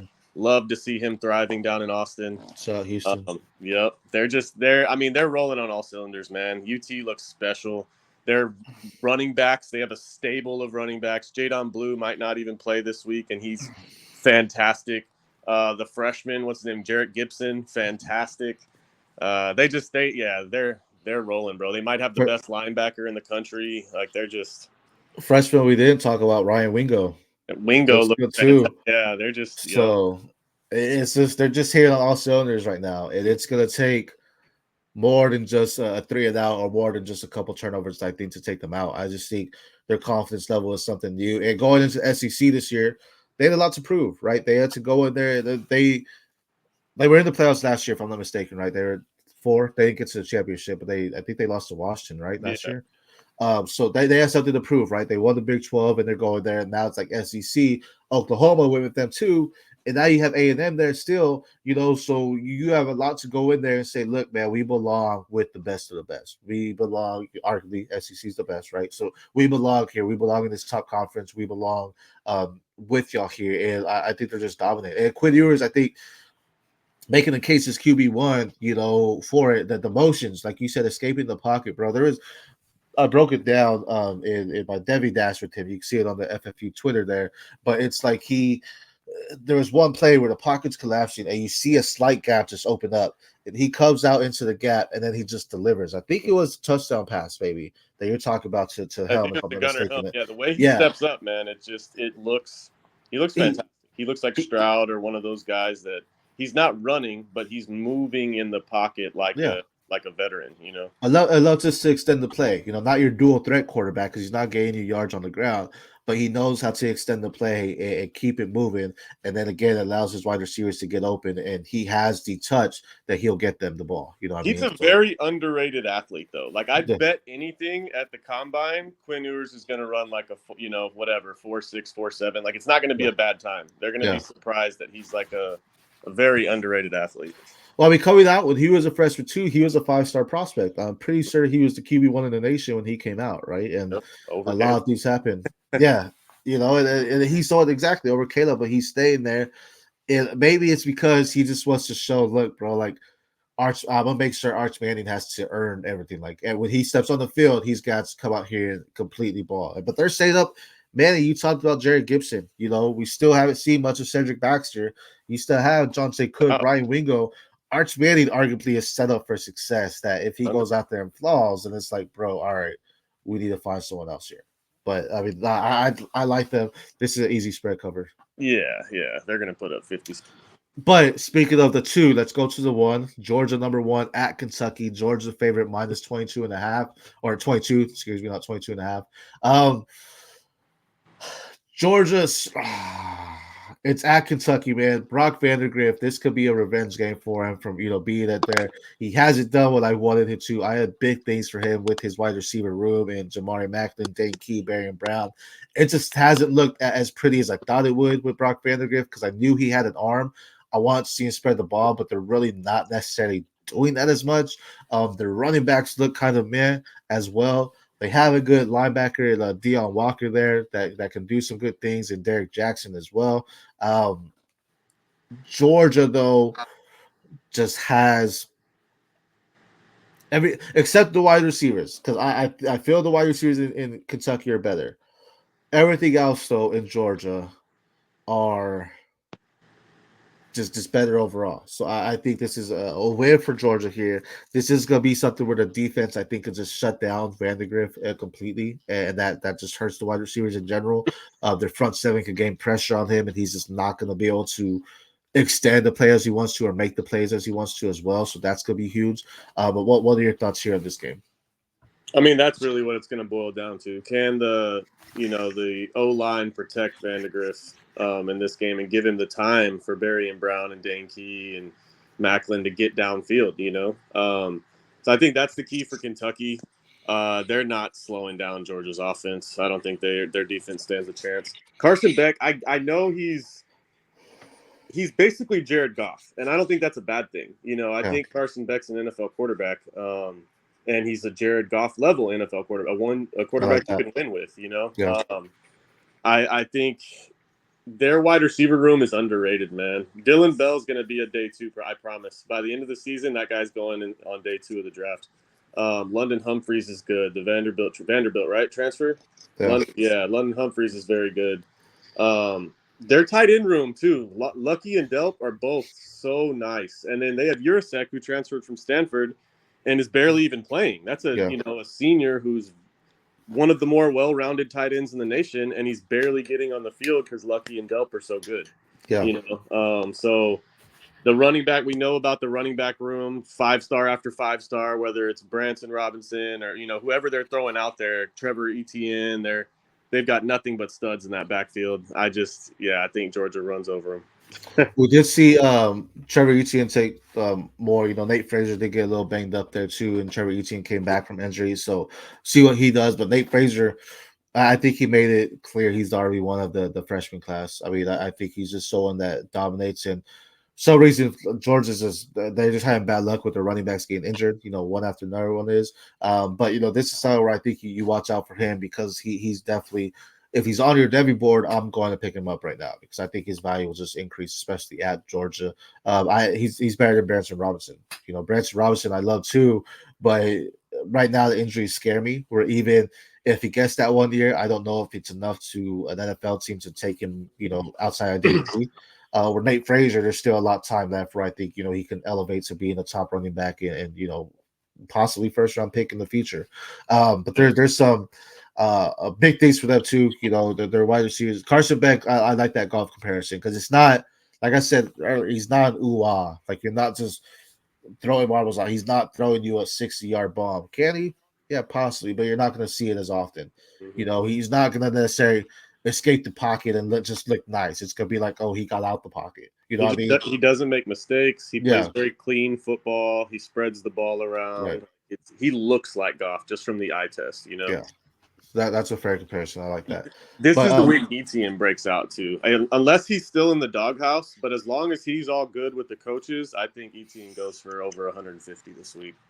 yeah, it's gonna be, Kentucky has a nice front seven too. So I mean, if they can control any part of it, I mean, in some matchups, right? Like I don't expect them to win. In some matchups, it's about do what you can control to slow down the blowout, right? So if you can close, though, if it's not about obviously on the defense or games, you want to close down everybody.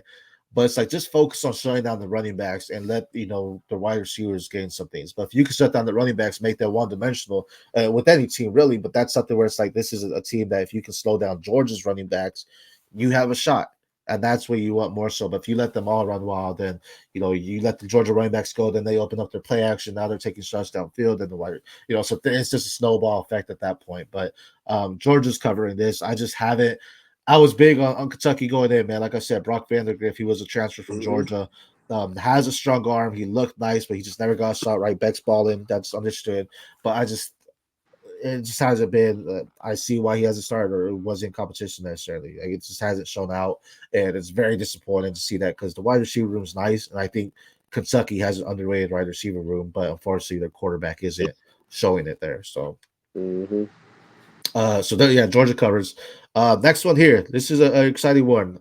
Northern Iowa at Nebraska, number 23. Nebraska favorite. 30.5. Thoughts here? I mean, 30.5 is that's a big spread, just considering the style of play that Nebraska plays.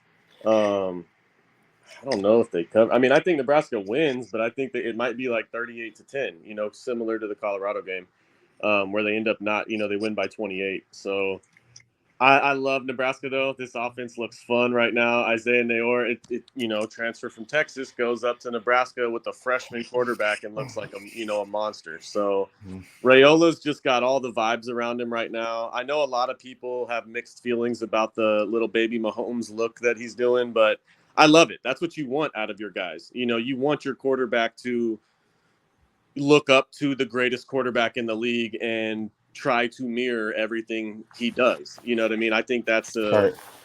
an admirable quality that Rayola carries, where I think, it's awesome. We're watching a true freshman come in, and obviously it's not just him. I think what's his nuts, Matt Rule had a plan in place as far as turning this program around. But to see a true freshman come in and immediately the Cornhuskers are a legitimate college football program again is it's fun, man. Miami and Nebraska being good in football is good for college football. So Speaking on Rayola and Mahomes, it's crazy because like you think about when Mahomes came out, it's like who'd you look up to? And I don't know if he said this, but just saying names. It's like Aaron Rodgers, Tom Brady, right? Like who were you looking up to? We're in the era now where you have people like Rayola. Who'd you look up to? Mahomes. And Mahomes. you talk about like Prime and what he's doing in Colorado. Again, he's going back to Colorado. But the publicity, the marketing matters, right? Well, people are talking about Nebraska or Rayola because he's stepping on the bus, and people are like, "Is that Patrick Mahomes?" Because he looks like it, but it's getting eyes on you. And guess what? Because you had that look, now people are saying, "Well, shit, look at this game. He actually does play like Patrick Mahomes." You know what I mean? And you're seeing a lot more. It's great to see this. And like you said, true freshman balling. Isaiah Neyor, Jamal Banks is a guy like from Wake Forest who's just a big threat for them as well. Shout out my guy Dante Dodwell. I was gonna Freshman say, for yeah, Oregon, he bro. looks Like that's great. someone that Yep. I was on him because he went to Oregon. Shout out the Ducks, but out there balling. Leading the team, 25 carries, 129 yards. So I love that he made that transfer again. Sometimes it's taking that step back, man. Like not everyone is going to ball out in Oregon. Not everyone's going to ball out Texas, Georgia, any of your top teams. And Nebraska's a top team now, right? Top 25. But take that step back and now look, bro, you're getting your time to shine. Because why?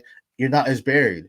Even if Dante Dodwell is still there, chances are he's still not seeing the field. You know what I mean? So he got somewhere now. He's seen the field, and now we're seeing like, okay, this guy's a playmaker there. Northern Iowa has someone in Ty Edwards who has over 300 yards in 2 games right now, averaging 10.5 carries. Looks pretty nice too. I don't think that's enough to move the chains for them to beat Nebraska. Nebraska should win this. Real is just clicking, man. He is looking. You can understand why people have him as a QB1. He just looks very nice, even in bad scenarios. It's like, bro, you was that the wide receiver because it didn't look like it was a throw. You know what I mean? Like it's like he's doing everything that he needs to do correctly, the growth is gonna be phenomenal here. You don't think they cover? You think it's like 28? So Yeah, more than likely. I know we talked about Dowdle. I'm really happy for him. Like I yeah, love seeing him thrive no there. I shit. think he's going to be a 26, RB to look out for in that class as far as one of the top in the NFL class. The 27 quarterback class, Rayola, Lagway, and Julian Sayin could easily end up better than the other two. So I think Yeah. all three of them are just very special. I'm excited for that. Another guy I didn't mention before, Ja'Cory Barney, the freshman wide receiver for Nebraska. He's a lot smaller than Debo, but he's used in that similar type role where they're getting him on end arounds, on quick hitters to get the ball in his hands. And him and Rayola were hitting it off in spring as freshmen. They both came in as freshmen together. So I'd like to see, Barney's role continue to expand as well. Nebraska's just fun, man. They're a fun team. For sure. No, I agree. I agree.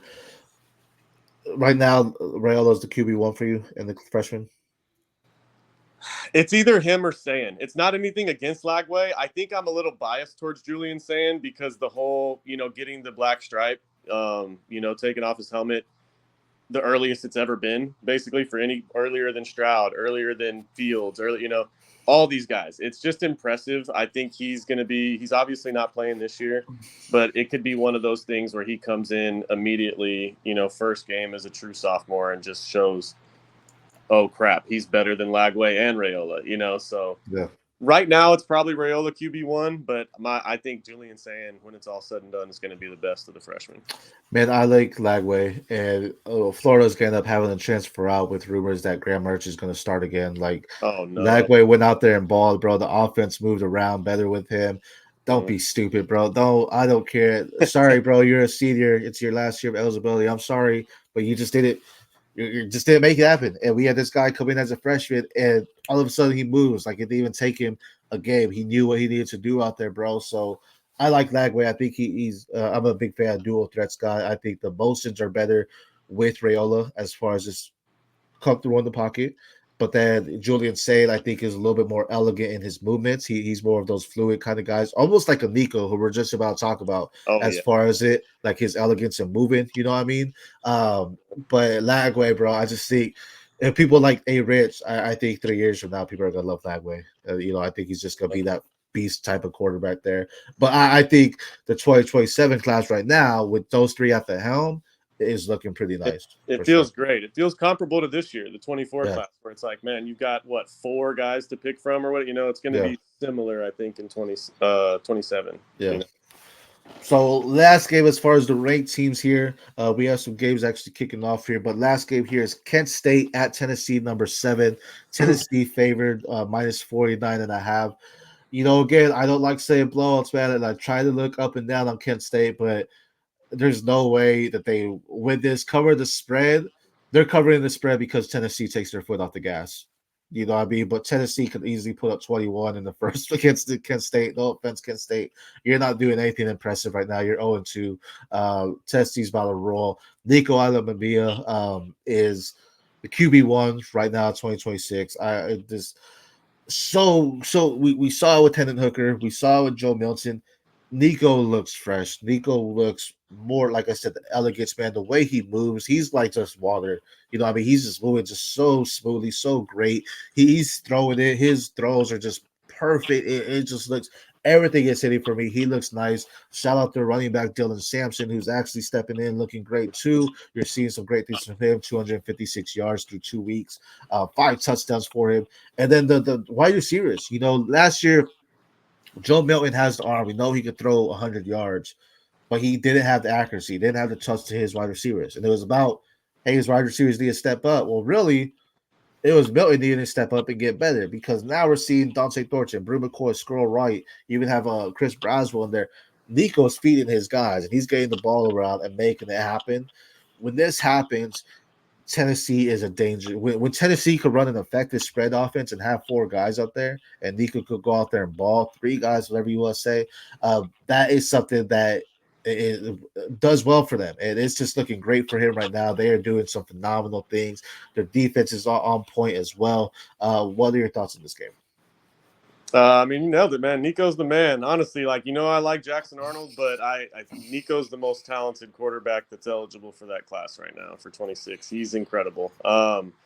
There doesn't seem to be a weakness in his game. Obviously, we're still early. Tennessee hasn't, really gotten into the thick of their SEC schedule, but yeah, they're going to cover. I think Nico's going to go nuts again. Sampson's awesome. We saw it last year. He just has an eye for the end zone. Like, he's a guy that gets 2 touchdowns basically every game. He's incredible, especially once they get inside the 20. Selden, I want to see Selden back on the field because I think he's such an important part of balancing the running game for them. He's really utilized as a running back receiver type, backup running back where, you're able to give Sampson a breather and your offense doesn't miss a beat. Bishop has stepped up a little bit and he's looked good, when Selden was out last week, but I want to see Selden back on the field. Chris Brasley, you mentioned, that guy, special place in my heart. His family's very important down in Alice, where, a lot of my family's from, down in the Valley in South Texas. So love Chris Brasley. Want to see him succeed. He looked really great in week 1. It was a more quiet week 2, but obviously with these blowouts, you can't really get a tell on how ball distribution is going to be, snap count, stuff like that. So That wide receiver room's deep. Squirrel White's having a bounce back, which, I mean, they talked about him last year as a possible, Mm-hmm. day 2 prospect in the 24 class. So you'd like to see him, kind of bounce back and get his name back into those, circles as far as an NFL guy this year. But yeah, Tennessee's rolling on all cylinders. Josh Heupel's got them moving right now. So I love it. Yeah, I agree. I think they're, we talk about dark horses in the SEC, right? Tennessee can easily sneak up there. Everyone's on Ole Miss, LSU, Georgia, Texas. I feel at some points Oklahoma even has more hype around them than Tennessee, where Tennessee could easily be the sleeper there to go out there and win just because no one's taking them. I mean, I feel people are taking them serious, but not as serious as those other teams I just mentioned there. So, yeah, Nico's doing great things, man. Keep an eye on him because he just looks phenomenal, and if Nico wasn't there, I don't know if we're talking about any of these wide receivers. You know what I mean? But because he is there, I think we were mentioning them there, so I think the offense just looks better for him. That was the last ranked game there. As I mentioned, some games have kicked off here. I do want to touch on Texas A&M at Florida. I think that's a good game that's to be watched out for. As I mentioned, the rumor is that Graham Mertz is going to start, which is stupid. Maybe he does, and maybe he doesn't do it, and then they're like, all right, Lagway, you're the guy. Maybe that's what they need to see. Like, Mertz, you saw what Lagway did. Go out there and do better. If not, all right, bro, come back. I mean, But correct me if I'm wrong, but Mertz transferred out because he lost out on the job to Tyler Van Dyke, right? I Like, believe so. it should Originally, be all you kind of need to know. Like, why yeah, are we starting this guy over a 5-star freshman who showed out in his one, chance to right. be? So, yeah, that just seems like malpractice. And Florida, the Gators just haven't been able to get out of their own way since, I don't know, Nate, Tim Nate, Tebow. Naper's on the hot seat. You know what I mean? Yeah, So it's like, I mean, even when you had Richardson there, it's like it just wasn't hitting like the accuracy stuff like that. But Lagway again, we're gonna talk about that with the accuracy that we wanted Richardson to have. I just think he's that good of a quarterback there. But on the other side, A&M has a great quarterback too, who's a top prospect for a lot of people in Connor Wyman, who we want to see more out of it, right? They lost Ruben Owens early, so Le'Veon Moss had to step in. They have Amari Daniels as well, and then you also have Cyrus Allen, Noah Thomas. He has great wide receivers there too, but the way Connor he's one of those where it's like you're not necessarily he's not feeding it in the way we want him to feed the wide receivers, right? To see as much as we watch the tape, stats do matter, right? And people do look at the paper too. They're not necessarily there for Wyman at this point in time. It's like we need to start seeing this movement, bro, because the SEC is not something you can play around with. And if you're not a contender, you kind of get swept under the rug there, right? And no one's necessarily talking about. So that could definitely hurt his draft stock, especially being in the SEC, right? So I think this is going to be a good game, an exciting game to watch. Just a battle between quarterbacks here because the defenses are both good, but I think they could both be exploited too. Like I don't think there's anything that they are let's say strong at. Like they have good edge rushers, they have good defensive backs, but they can't be beat. We've seen them be beat, so it's like there is room there for them. But I definitely think this is a game where which quarterback shows out. If it's Mertz, I think it's Wyman. If it's Lagway, I think it's Lagway. But that should be an exciting game. I'm excited to see them because I think there's a lot of DEVY prospects there too. for sure. Weidman's the one guy where he has such a DJU type trajectory right now where it seems like he's more surviving than executing. Like he's by any means necessary when he's on the field to move the ball. He's not executing the offense, and it just Right. those types of guys don't make it. It's upsetting because last year I think it was week 3 or 4 when Weidman got hurt. The first 2 or 3 games he looked awesome. I don't know if he threw a pick. He was like flawless. He looked Yeah. great. He got hurt and he never came back the rest of the year. And this year he's just looked, obviously new head coach, all that stuff, but he just looks lost. Like he looks like DJU kind of, where it's like, I don't think that guy's a very good quarterback. Yeah. Could be, and he looked great to start the year last year. But right now, Weidman, it looks more surviving than executing. Yeah. So I'm not really buying the A&M offense at all right now. A&M's favorite to win -3. I don't know. I think in the swamp, I think Florida can beat them. Mertz, man, yeah, they need Mertz is that's a mistake. hopefully they wake up and they're like, all right, Mertz, you're not it. Because no, but he's good when you don't have, like you mentioned, a 5-star freshman behind you. If it is, it's like, all right, bro, play Mertz. That's your safe bet. But you have someone that's sure he's not safe because he's a freshman, but he can go out there and do these things for you that Mhm. Mertz can't do, which is just elevate your offense to a different level. Even in the loss, your offense will still look better, and it's still good. People will still talk about you in a loss. If you lose with Mertz, they're gonna talk about A&M all the week. But if you lose with Lagway, they're gonna talk about what Lagway could have done better, to help them win, stuff like that. So um last game I want to hit on just because I need to talk about my guy Ali Popcorn Jennings. He's playing Old Dominion, who he transferred from last season, Nice. balled out against Old Dominion. Then he got injured week 2. He's back. He's healthy for Virginia Tech. He is the best, in my opinion, the best wide receiver in Virginia Tech. This guy, technician when it comes to route running, has crisp cuts, has some good catch radius, has understanding on ball control, hip movement, everything you want to say. Watch out for Popcorn Jennings for Virginia Tech at Old Dominion. Is there any games you're interested in talking about? I know there was a game that happened on Friday. Is there any game you want to touch on that, or any games in general in the slate that you want to touch on? I mean, nothing crazy. I'm a Tar Heel fan, so I'm excited to see Connor Harrell come out and, just get a little more comfortable in the offense in week 2. I expected him to win the job out of camp just because I think, similar to what we're talking about with Mertz and Lagway, Mm-hmm. I think there's a different dynamic that Harrell brings to the offense that Max Johnson didn't. Mm-hmm. And the offense just moves better. It looks better. Nesbitt got involved last week. Who are they playing? North Carolina. North Carolina Central. Yeah, Central. There Okay. you go. So I mean, they should win this game. My whole thing is just I'm focused on execution. I want to see Harrell look more comfortable in the offense. They have a freshman running back, Davion Gauss, who looked awesome last week. So it looks like they might have the heir apparent to Amarion Hampton, when he goes Mm-hmm. pro after this year. So excited to see Gauss in what should be a game that North Carolina controls. See him get 10 to 12 touches, in the second half and see what he looks like. But yeah, I mean, I like the tight end room at North Carolina. Nesbitt, Jake Copenhaver, Jake Johnson, the transfer from A&M that was the top tight end in his class coming out of high school. So there's a lot of prospects at North Carolina that I'm excited to watch. But Harrell, man, number 15, I think he's got some special traits, and I just want to see him, with each passing week get more comfortable in the offense. Is Johnson out for the year? They just benched him. He's Jake out, Johnson right? or Was Max the Johnson? Max No, he's Johnson? out for the year. Yeah, Yeah. So it's because I know before the season they're like, oh, we're gonna play the hot hand, but then I know he got hurt, yeah.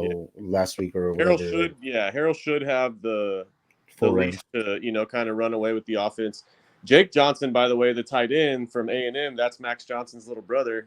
So that's a Nice. cool little thing they've got there. With the Yeah. Johnson boys, and that's Brad Johnson's kids, the old NFL quarterback. So Nice. yeah, I'm excited to see the Tar Heel offense. Obviously the defense looks great. K'Mon Rucker's an NFL prospect. Rucker's a beast. Jabari Ritzies looked really good these first couple weeks.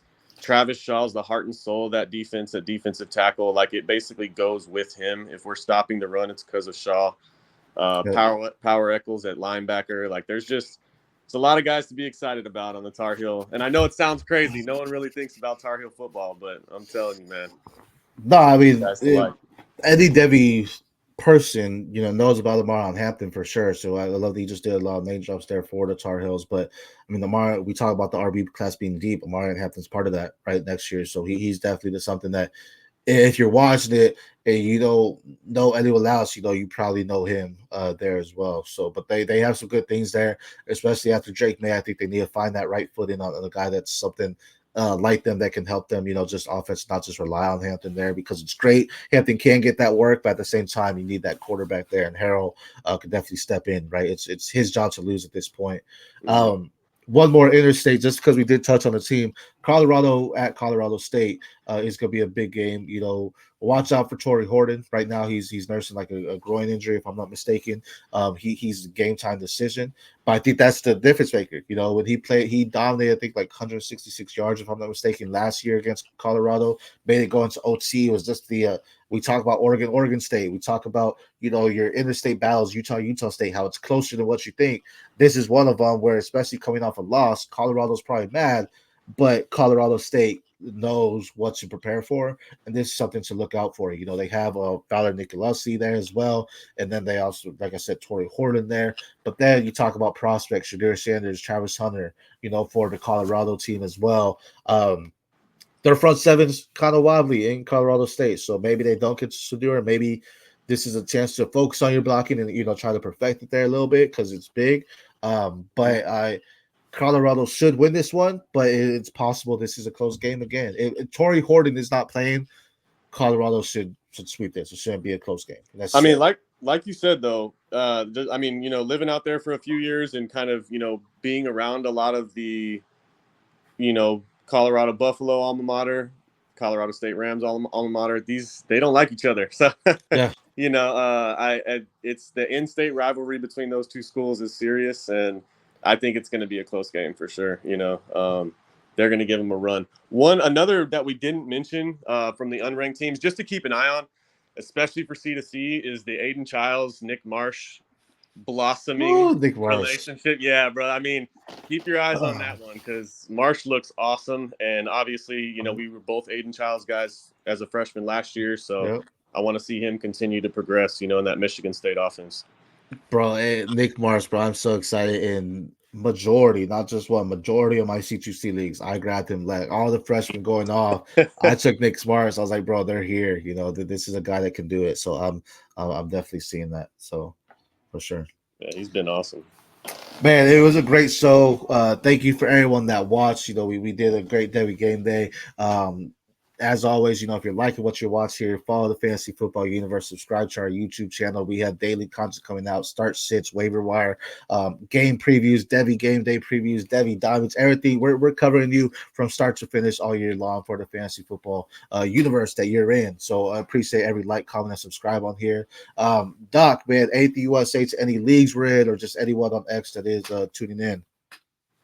Yeah, I mean, find me at Sports with the Buds on X. I'm kind of all over the place right now because we're in the middle of the fantasy baseball playoffs. So September is always a stressful month because you're balancing fantasy baseball playoffs and then the beginning of the season and all of your C2Cs, your, NFL team, your fantasy teams, all of it. It's just kind of hectic, but yeah, it's a lot of fun too. You can't complain. This is one of my favorite things to do is, jump on here and talk ball and, that DEVY Superstar League. I think more people need to get hip to that style of layout. IDP, C2C, full rosters on both sides. This is how you kind of expand your, knowledge of the game in a sense. It kind of forces you to follow a lot more. So it's fun. No, I agree. I appreciate you're in the league. Anyone needs any information about fantasy football, college basketball, baseball, this guy to my right here or left here, Sports with Buzz, definitely follow him because he's following it all. Definitely a great mind when it comes to those sports there for you. Also keep it out for me, SC Romero at the PPR show on X. Again, thank you for tuning in. We appreciate everyone that came in, but until next time, next Saturday, catch us again on DEVY Game Day preview, talking about the top 25 and prospects you need to watch out for. Until next time, peace.